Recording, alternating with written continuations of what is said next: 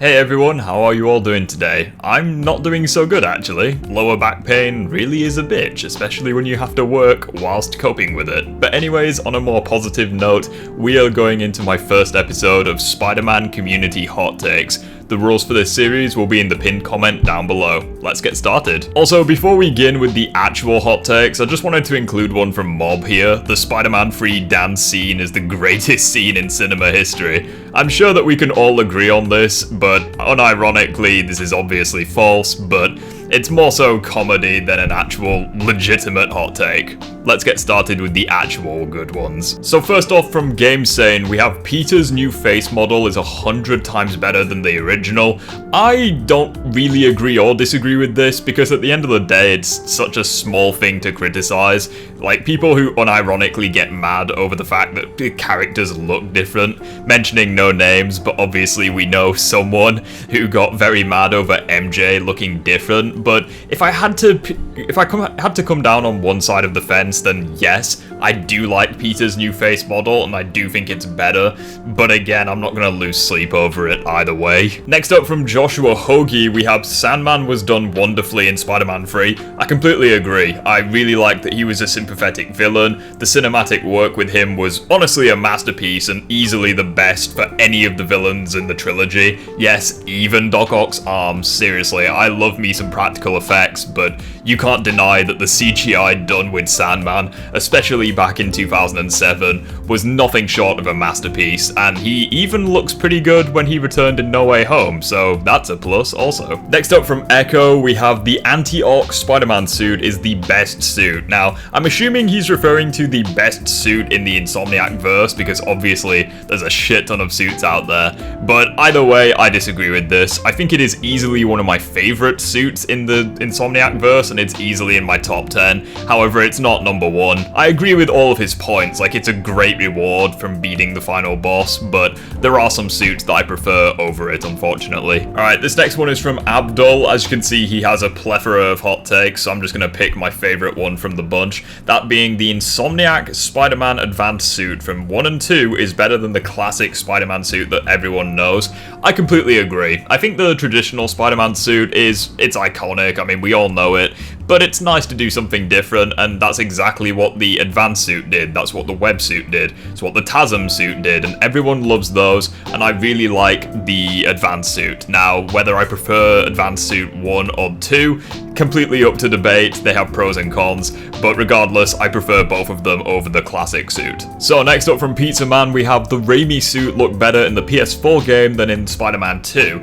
I actually disagree with this. I think the web pattern looks really good in both versions, and honestly, they're some of my favorite suits, but if I'm gonna nitpick, I do prefer the coloring for the PS5 version. I think it's nice that the lens is not as shiny, but the logo actually is more shiny. I don't know why that contrast works for me, but it just does. I think the PS5 version looks way better, and that also applies to the black suit from the Raimi films. I think it looks spectacular in Spider-Man 2, but that's obviously a different topic altogether. From Jail, we have Spider-Man 3's Eddie Brock. Venom is a great villain, as he's an anti-Peter instead of a big monster.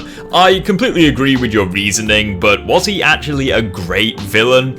I don't really know. I think the problem with Spider-Man 3 is, yes, I like everything individually, but when you try do everything all at once, no idea can truly, let its hair down and breathe.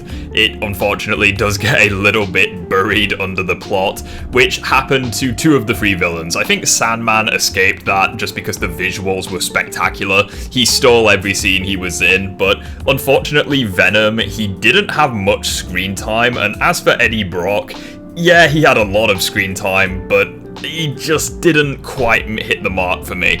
It was really good, and I appreciate the direction that Sam Raimi took the character, especially as he didn't even want to include him in the first place. but he's not a great villain. From Phoenix the Goat, we have the TASM 2 suit is the best suit in the game. Sorry to be that guy, but I do disagree with this. I think the TASM suit is really fucking good, but at the same time it is slightly overrated. I just really like the new advanced suit. I obviously like the Tobey Maguire suit and a couple of others. It would easily be in my top 5 favourites, but it's not number 1, unfortunately. From the Emerald Sword, we have Spider-Man 2 is a great film, but it isn't my favourite. Now, I read this hot take a little while ago, and you might remember when I commented on it in the previous live stream. I actually completely agree with this. I think that the problem with Spider-Man 2 is it's very different tone-wise, where in the first hour or so, Peter basically gets his ass kicked from everyone, and then in the second half, it's kind of more like the first film. So I have to be in the right mindset to get the most out of Spider-Man 2, and if I'm not in the right mindset, then Spider-Man 2002 easily takes the cake as being my favourite in the trilogy. Whilst I agree Spider-Man 2 is objectively the best, I do personally prefer the original most times, depending on my mood. From Yes, we have Spider-Geddon and Unlimited Infinity are canon. Now, these are basically the comic books that Insomniac Spider-Man does actually have cameos in and, like, important roles. He believes that they are canon. I actually am not going to talk about the actual reasoning he goes into, mainly because you can make good arguments for both sides. You know, on the one hand, the developers for the game say that he's not sure if they're canon. On the other hand, you have the writers for the book saying they are canon, yada yada yada. I think the main reason why I disagree with this is just the power levels for the characters. When you have, like, Insomniac Spider-Man being comparable to 616, and you have him taking on the GOATs in the some of the most important characters in the comics, but then you look at the game and you see he gets his ass kicked by, like, Sandman and shit. I'm not trying to lowball him. Obviously, I don't think he was nerfed. You know, that argument's stupid, and I'll debate anyone who thinks it. But I do think, honestly, the main reason why I believe the comics aren't canon is just the power levels, because I think 616 would kick Insomniac's ass, but that's just my opinion. Arch Frosty says, a big hot take, I think Batman Beyond can beat Spider-Man 2099. I have no opinion on this. I literally know fuck all about both, other than the fact that I really liked the Batman 2099 cartoon when I was growing up. I remember Screw Attack and Death Battle did a video on this, but you know Screw Attack, they're known for getting quite a few things wrong, so I've no idea if their outcome is accurate. I believe they said Batman would win, but again, they're very inaccurate with most fights as well as their reasoning. Even when they get the outcomes correct, usually when they show they're working to an answer, it's usually bullshit, even if they get the answer correct. So I've no idea. By all means, have a war in the comment section over this. Spider-Verse prefers TASM 2 over TASM 1 because TASM 2 has more reason to get invested. I completely disagree. I think TASM 2 completely overwhelms you with literally all of the many different side plots going on.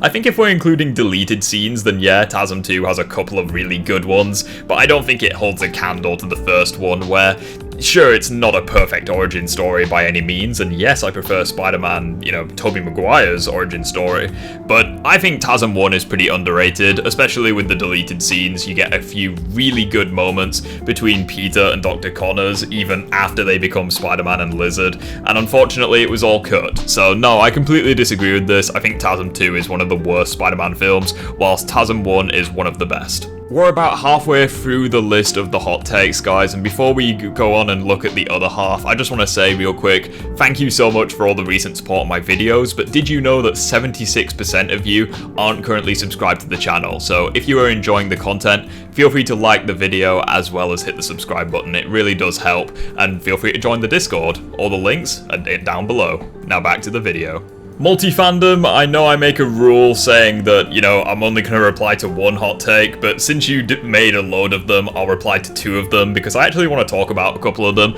First of all, you know, Insomniac's Venom is a bit overhated. I completely agree with this. Even though he has different motivations to the comics, I still think he's great, and at the end of the day, it's a different adaptation. They can do what they want within reason. I mean, look at Doc Ock from Spider-Man 2. He had completely different motivations from the comic counterpart, and he's one of the most beloved portrayals of the character we've ever seen, so if it's fair for that, then I think this is also fair. With the other one being Insomniac MJ, is overhated. I completely agree with this. I think that she gets far too much hate. In the first game, she's referred to as being toxic, even though she has like, what, 1 or 2 arguments with Peter in the second act of the game. In the third act onwards, she's literally close to being the perfect girlfriend. The funny thing is that they're not even together, which is hilarious when people try to criticize it, saying she's a toxic girlfriend. It's like, did you play the game? They're not even a couple until just before the end credits. But anyway, I think that she was a great character. In Spider-Man 2, the only thing I dislike is really the face that, you know, was downgraded, and I do prefer how she looks in the PS4 game, but at the end of the day, it's just a nitpick, and I don't give a shit either way. It's such a small detail, like, who cares what the character looks like when the actual characterization is pretty good for the most part. User says Spider-Verse Miles is overrated and Insom Miles is underrated. I completely agree. I think the Spider-Verse films just aren't really my thing, so I'm not gonna criticize them too much. I just prefer live-action films, what can I say? However, I didn't hate Miles in the Spider-Verse films, but yeah, I prefer the Insomniac version. I like how he's much more grounded, you know, there's none of the multiverse bullshit. I like the fact that he actually feels like a legitimately real person, you know, and he's a real kid in a superhero world, and I love, you know, the dynamic he has with Martin Lee. I think his relationship with Peter is pretty wholesome. I just like the Insomniac portrayal, what can I say? It's Spooky says that Spider-Man is better than Spider-Man. Well, that's a pretty big hot take, my man, but I think I'm gonna have to agree with that. At the very least, you said the one thing that we can all agree on. From Shard, we have Miles should not be in the MCU. I completely agree with this for 2 reasons. Number 1, we have had a lot of Miles Morales recently. We have the Spider-Verse and the Insomniac versions, which are still going on to this day. I think that if you have too much of a character, you will get burnt out of it, and that's exactly what I think shouldn't happen with Miles, because I actually like the character. But the second reason is just the state of the MCU as a whole. I think that I just don't trust them to make good characters or good films with beloved IPs anymore. As soon as Endgame happened, you know, we saw a decrease and a decline in the quality of films. Spider-Man No Way Home was kind of an outlier to this, where it was a legitimately good film. I mean, I think it had a dogshit story personally, but at the very least it was carried by fan service and a fantastic soundtrack and all the rest of it. But yeah, I just don't trust them to make a good Miles Morales film. I really don't. User says that Spider-Man Edge of Time is one of the worst video games you've played and the story is overrated. I kind of agree with this. I think the problem that I have with most Spider-Man games after the OG Spider-Man 2 on the GameCube is that they were good, but just not great. I think Web of Shadows and the first TASM game were kind of the only outliers. I think they're legitimately good video games, but Shattered Dimensions, Edge of Time, and TASM 2 especially just didn't hit the mark for me. I understand this is subjective, but I would agree with this. I don't think it's absolutely awful, like I would play it over the PS1 games, but the PS1 games are not really that good in retrospect. He shot first. Respect to the Spider-Man 3 love, I love it, but the one that I'm going to focus on is Spider-Man 2 is a good game, but the story is horrible, and not every game needs a city-ending threat. Now, given the fact that Peter Parker, Spider-Man, whatever, is referred to consistently as a street tier, I would prefer a city-ending threat than a planet-ending threat. I would 100% take that over the alternative, especially with multiversal threats like the MCU deals with on a regular. So I don't think a city-ending threat is the end of the world by any means. I think it's perfectly fine for the character. Tom Holland is overhated. I kind of agree, but not really. I think that the actor is amazing. Like, I've got no issues with the guy personally, but I think his version of Spider-Man, whilst yes, he has a shit ton of fun with the role, and he has like the personality nailed, like he's nerdy and corny as Peter Parker, he's energetic and outgoing as Spider-Man. I think his portrayal is just fucked by bad writing, like more so than Toby or Andrew. I think his writing was just so inconsistent, especially in Homecoming and Far From Home. No Way Home, not so much, although they did have to retcon Uncle Ben's death, which I freaking hated. So yeah, I think that whilst Holland himself isn't the problem, his Spider-Man is not all that great, and the weakest of the live-action versions for that reason. And the final hot take for today's video from James Bob is Peter and Miles, the duo that they have, sucks. Now, in the Insomniac verse, I don't think it sucks at all. I really like it.